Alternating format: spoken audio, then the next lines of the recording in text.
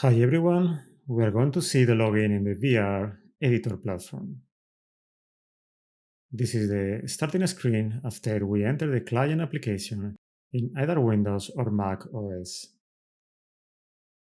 The first step is to log in with our username and our password. Let's click OK. The second step is to select a project from the list of the projects assigned to our user. Let's select the first one. Now the project starts to load. It will take a few seconds. Here it is. After the project is loaded, we have a list of the different project brands assigned to our user. Let's leave the first one. As you can see, we are already in the model of the project. And if we use the movement controls, we can go around and have a full preview of the model. In this starting screen, we have some info about the project.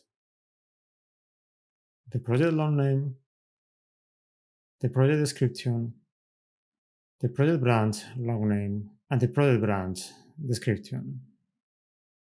There is a last setting that we can change before entering the project, the user type. There are three kinds of user: viewer, editor, and administrator. In this case, our user is an administrator.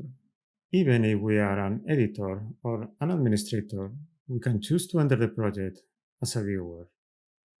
Like, for example, if we want to make sure that we are not going to change the editable model. Let's leave the user type as it was.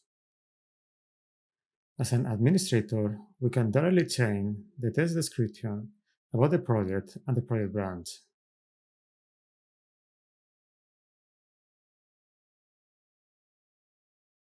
And finally, we can enter the project.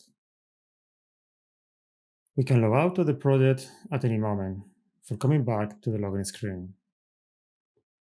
We can select another project branch or another project or even change the user.